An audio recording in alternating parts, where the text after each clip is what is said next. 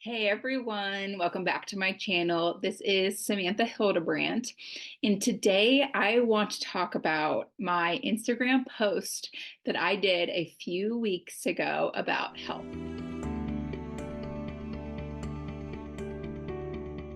So if you don't follow me on Instagram, first go to at type1.tribe. So that is my type 1 diabetes Instagram. If you want to follow me there, go do that. That is where I mostly talk about diabetes related things. And when was this? It was end of February, February 28th to be exact. I posted something that said, just because you can eat anything you want doesn't mean you should. I got a lot of love and I got a lot of hate on that Instagram post.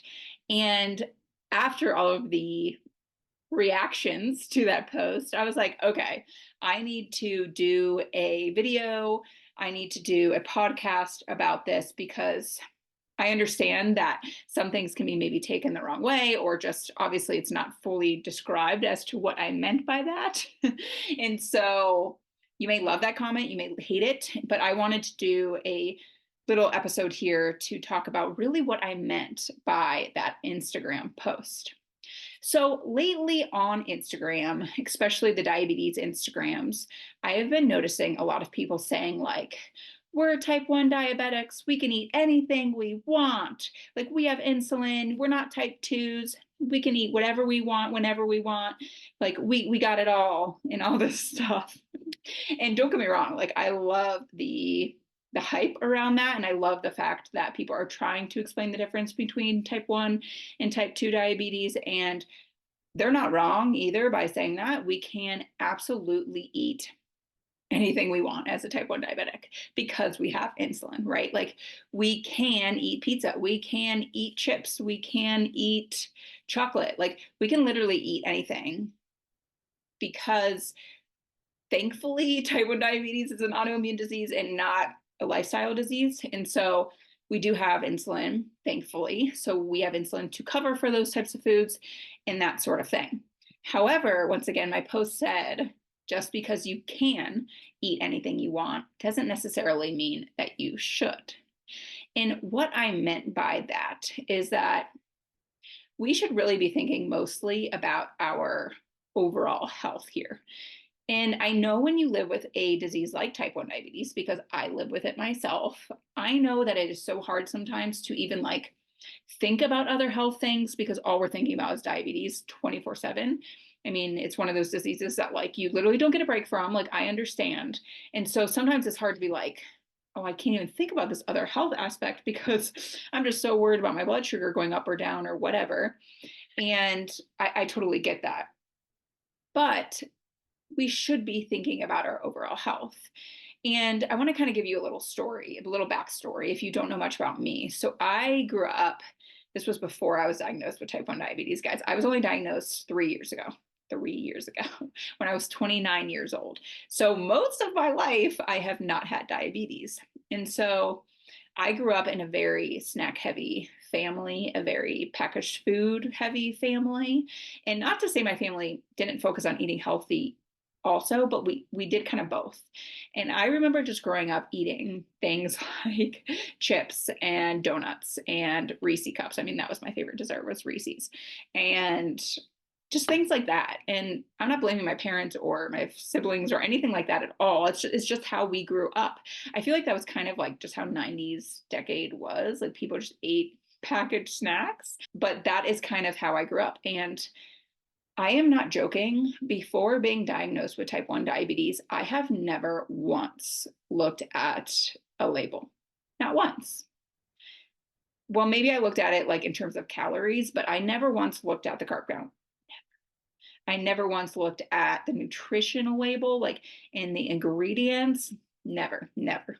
I never looked at what it contained, like if it contained wheat or dairy or nuts or anything. I never ever looked at anything. I think I only probably looked at calories because that was also a very 90s thing, was like, worry about your calories. And so when I was diagnosed with type 1 diabetes, that threw a wrench in my life. Like it really did, because I've never lived like that before, ever. Like I had no idea what a carb even was. I ran half marathons all the time, and I remember people would just say, like, make sure you carb up before a meal. And I thought that meant pasta and pizza. Like I didn't know really what a carb was. And I didn't know what anything was. I also remember when I was diagnosed, they told me to avoid starchy vegetables. And I looked at my husband, well, he was my boyfriend at the time, but I remember looking at him and being like, what the heck? It's a starchy vegetable. Like, I have no idea. I still don't even really know to this day. Like, starchy vegetable? Like, can you give me some examples, please? And so, my point is here, like, I grew up in a very snack heavy, processed food heavy family. And so, once I was diagnosed with type 1 diabetes, I started obviously to learn a lot about health and nutrition, because we kind of have to, like, you're forced into it. I had to learn what a carb was. I had to learn what vegetables were better than other vegetables. And I had to learn what is in my food, because unfortunately, I was also diagnosed with non celiac gluten sensitivity 2 years ago. And so now all of a sudden I have to eat gluten free. So I'm type 1 diabetic, and now I have to eat gluten free. And so my life changed completely when it comes to food, which is a good part of your day. I mean, people eat usually 3 to 4 times a day. And so I naturally just started to learn about food, health, nutrition, all of the above. So by no means am I a nutritionist, a dietitian, a doctor, a nurse practitioner. I mean, I literally have zero medical background other than my own experiences. So take this with a grain of salt, of course. But let me just tell you, I have learned so much about nutrition in the past 3 years. It's unreal. I basically feel like I got my own nutrition degree, like, because I've had to do my own research. So yeah, I don't have the certification or whatever, but like I basically do, because I've learned literally everything under the sun, I feel like. And there's still so much more to learn, of course, but the amount that I knew before diabetes to now is unreal. And so, what I meant by this post is, just because you can't eat anything doesn't mean you should, is let's pause for a moment and actually think about our overall health, okay?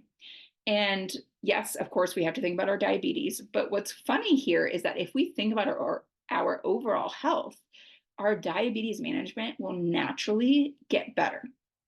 So rather than just focusing on like your blood sugar, let's focus on also health, wellness, like the bigger picture, the bigger umbrella. And thankfully, we have continuous glucose monitors as type 1 diabetics. It makes such a difference into what is healthy and what is not. We see those spikes from foods that are not great, and that's a sign. That is a sign that maybe we should not be eating that food. And by the way, this is not always the case, because of course, like, fruit will spike us as diabetics, and fruit is good for you. But when you eat packaged food like chips, guess what? You're going to spike. And for me personally, if I take, let's say, 5 units of insulin for a bag of chips, even if that amount of insulin would cover the carb count in the chips, I will still spike to the moon, no matter what. So even though I took the amount of insulin that will cover those chips, I still go way up high. And you know how frustrating that is in the middle of the day if I'm like eating chips, and then later in the day I start to go high, and then I take more insulin and I go for walks, and I start to go low, and I'm on this blood sugar roller coaster, and it literally ruins my day. It literally ruins my day. And I know not everyone agrees with that. A lot of people would rather just eat the chips and deal with that. Fine. I do not want to deal with that. I don't like being tired. I don't like having to worry about my blood sugar constantly throughout the day. I don't enjoy that personally. And so I would rather learn about health and learn about what food in general does to my body. Is it just feeding me, or is it actually fueling me? So there's two differences there, right? And I want food that is going to fuel me, not just feed me. My whole life, I ate food that was just feeding me, all the packaged food, all the crap, right? That was just feeding me. It was just keeping me from starvation. I want food now that is going to fuel me, fuel the rest of the day, fuel the week, fuel the month, whatever, because I actually care about my health now. I care about my body. I care about just wellness in general. And so I don't mean to offend anyone by that post by any means, because trust me, I'm a type 1 diabetic myself. Like, I totally get it. I get that it's not fair. I get that certain people can eat certain things and we can't in terms of managing our blood sugar. Because, yes, my friend doesn't have diabetes. She can eat pizza and she's fine. Where if I eat pizza with diabetes, I will be managing it for the rest of the day. And that is not fair. No, it is not. But guess what? It is what it is. Unfortunately, type 1 diabetes is non curable. I wish it was. I really do, but it's not. And so for me personally, I would rather make better food decisions. And so rather than going for that bag of chips when you're hungry, maybe choose a more health friendly option. Okay. So don't even think about diabetes here. Like, just think, okay, what would be better than chips right now for my body, right? For my overall health, what would be better than packaged chips? I mean, there's so many different options, right? It's really anything that's a whole food. So, like apples or veggies, maybe put together a yogurt bowl. I don't know, just those are some ideas, like something that is a whole food. And what I mean by whole food is pretty much anything grown from the ground or an animal. And so that is a whole food. So rather than being like, oh my God, is this going to affect my blood sugar? Think of it more as, is this going to affect my health? Am I going to feel okay later in the day? Like, am I going to be really tired later? Think about things like that. Don't just think about your blood sugar. And so that is what I meant by that post is just because type 1 diabetics can eat everything we want. And once again, like, I'm so happy that we are able to eat anything we want. I really am, because of course I have pizza every once in a while. I'm not just not eating pizza. Like, I do eat it every once in a while.